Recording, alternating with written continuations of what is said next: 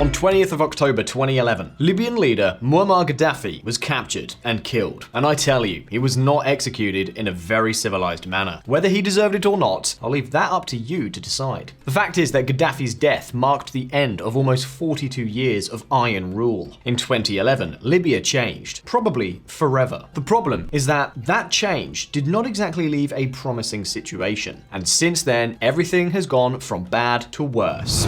Libya's stability at greater risk after deadly militia clashes, turmoil in Niger and Sudan, UN says. Libyan flood survivors face trauma. At least 4,000 people reportedly died when the storm hit Derna.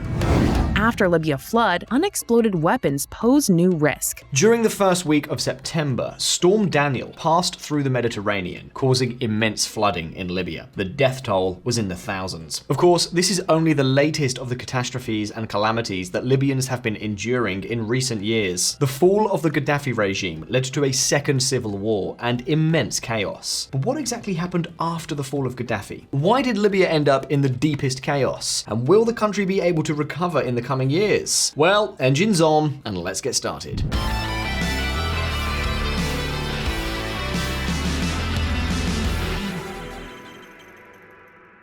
VisualPolitik viewers, sometimes history can be much more repetitive than we can imagine, as illustrated by this prime example. On the 4th of May 1980, Josip Broz Tito, the undisputed leader of the once great Yugoslavia, passed away. His death triggered a host of ethnic and political tensions in the Balkans, which ended badly. Tito's disappearance brought with it the disintegration of Yugoslavia and a host of conflicts and bloody wars. But wait a minute, wasn't this supposed to be a video about Libya? Well, yes it is. We're not out of our minds. Not yet. The point is that the overthrow and assassination of Gaddafi, lord and master of contemporary Libya, gave way to a very similar scenario. You see, Libya is a complex country. It is socially composed of multiple factions of different tribes and ethnicities. We're talking about more than 30 tribes and family clans that historically have had a lot of influence in the politics of this country. Over the last 5 decades, what all these groups had in common was, on the one hand, the iron fist system that ruled the country, and on the other hand, the huge apparatus of favors, privileges, and oil populism led by Gaddafi. You know, the good old carrot and stick policy. دقت ساعة العمل، دقت ساعة الزحف، دقت ساعة الانتصار، لا رجوع، إلى الأمام، إلى الأمام، إلى الأمام، ثورة، ثورة. But when Gaddafi fell, all that kind of stability and harmony paid for with oil money disappeared. No transition took place, so the country plunged into complete chaos. And that can be explained by this. The tribes and sects that make up these more artificial states have long been held together by the iron fist of colonial powers, kings or military dictators. They have no real citizens in the modern sense. Democratic rotations in power are impossible because each tribe lives by the motto, rule or die. Either my tribe or sect is in power or we're dead. Thomas L. Friedman, American writer, 3-time Pulitzer Prize winner. But what exactly happened after the fall of the regime of the great leader of Arab socialism? Well, we are about to find out. From successful takeoff to crash landing. In 2011, the Arab Spring broke out in Tunisia, a process of political protest that quickly spread throughout North Africa and parts of the Middle East. Libya was no exception. Suddenly, large demonstrations and protests against the government were unleashed, a movement that ended up turning into a real civil war. On the 26th of February 2011, the United Nations Security Council approved freezing the assets of Libyan government leaders and also declared an arms embargo on the country. Later, on the 17th of March, it also approved the establishment of a no-fly zone, supposedly to protect civilians in rebel areas from airstrikes from the Libyan armed forces. These two resolutions were pushed by France and the United Kingdom, but neither Russia nor China vetoed the initiative. In other words, the whole world turned against Gaddafi. And in fact, shortly afterwards, it was NATO itself that intervened in this conflict to annihilate the military capabilities of the Tripoli regime. In the end, as we've already told you, the regime fell, and in October of that same year, Gaddafi himself ended up being captured, tortured, and executed. Libya came to be led by the so-called National Transitional Council. This body was in control for 10 months. Its mission was clear: to stabilize the country and organize elections that would usher in a new democratic phase.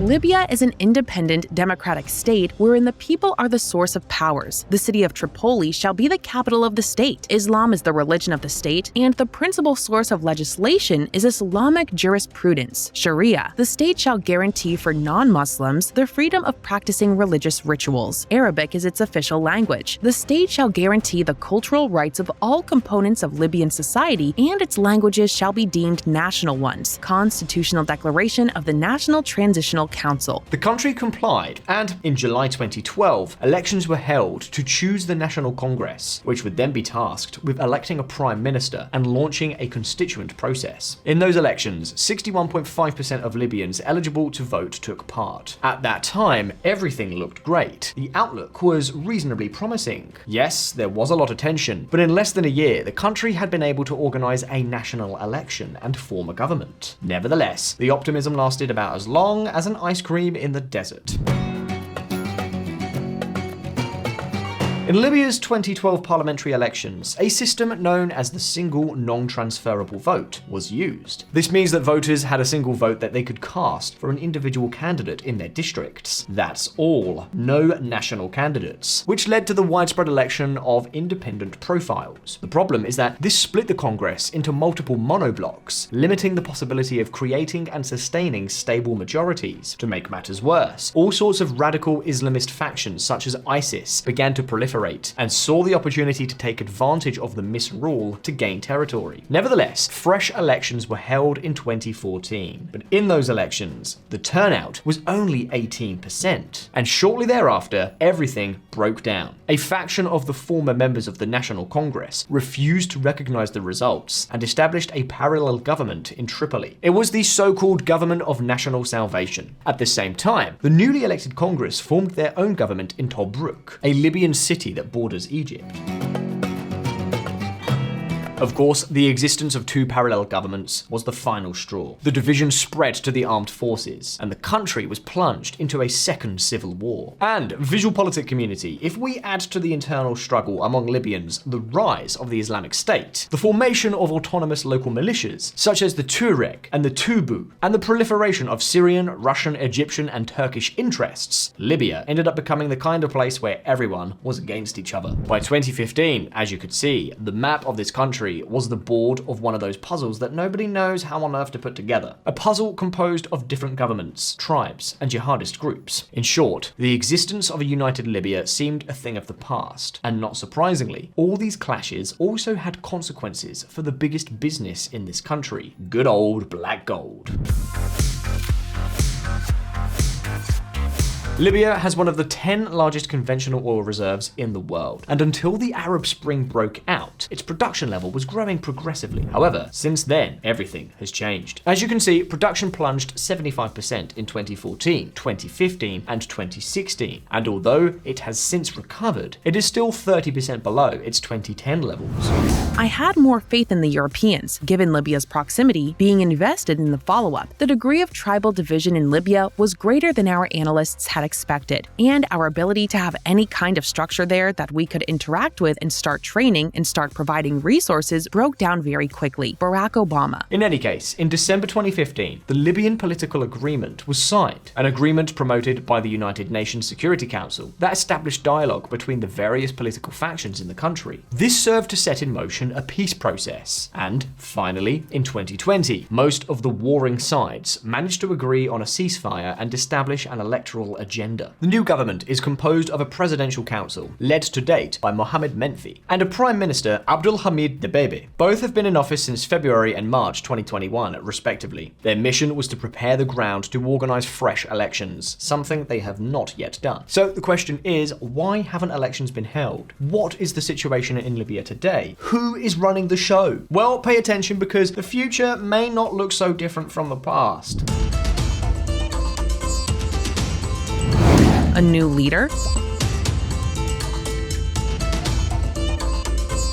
The Second Civil War produced a host of leaders, including several civilians, such as Aref Ali Nayed, former Libyan ambassador to the United Arab Emirates, and Abdul Hamid Dbeiba, the current prime minister. However, the heavyweights for the time being remain focused on names that refer to the past and not to the future. For example, we can find a certain Saif al-Islam Gaddafi. Does the last name ring a bell? Exactly, it's none other than the son of Muammar Gaddafi, who in November 2021 announced his intention to participate in the presidential elections. The Libyan dictator's firstborn son has been, since the overthrow of his father, a kind of puzzle piece in the negotiations between the various factions vying for control of the country.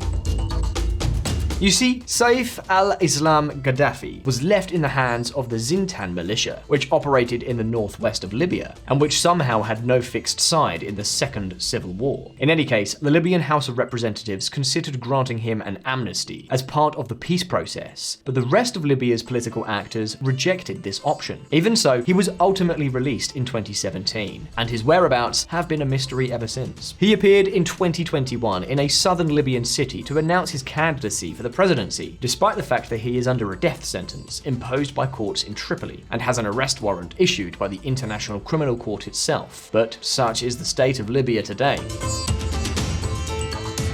Then at the opposite end of the spectrum, we have Khalifa Belkacem Haftar al-Fajani, an old acquaintance in Libyan politics. An army colonel, he was imprisoned and sent into exile by Gaddafi himself after having a bad outcome against Chadian rebel factions during a border conflict in the 1980s. Of course, in 2011, Haftar saw his chance and returned to the country as a flamboyant warlord. In 2014, when the Second Civil War broke out, he led the Libyan National Army under the authority of the elected House of Representatives, who was not recognized by the government in Tripoli. Haftar is an outspoken critic against the current National Accord government. Khalifa Haftar, the Libyan warlord, is not interested in reaching a compromise. Famously cantankerous, the 76-year-old warlord does not appear interested in reaching a deal. He launched an offensive to capture Tripoli in April, hours after UN Secretary General Antonio Guterres landed in the capital to prepare for a peace conference. Haftar's troops were oblivious to the peace process until they were forced to lay down their arms after the national ceasefire of 2020. Despite this, he does not seem particularly committed to any democratic transition, and many see him as one of the major obstacles in that path. However, it's not all bad news. Since March 2023, a mechanism called 6+6 has been in operation, where 6 members of the Libyan House of Representatives and 6 members of the government's High Council of State negotiate the bases and conditions for holding elections. Saif al-Islam Gaddafi's candidacy is, for the time being, annulled, since the electoral process is not open to the participation of individuals convicted by the courts. And even Haftar, in spite of everything, seems to have been persuaded. UN envoy Haftar agree on need to finalize draft electoral laws. I met with Field Marshal Khalifa Haftar today in Benghazi. We agreed on the need to finalize the draft electoral laws by the 6+6 committee and create conducive conditions for inclusive national elections in Libya. Abdoulaye Bathily, UN envoy to Libya. And that's how things stood when a new disaster came along, which has changed things once again. Taking advantage.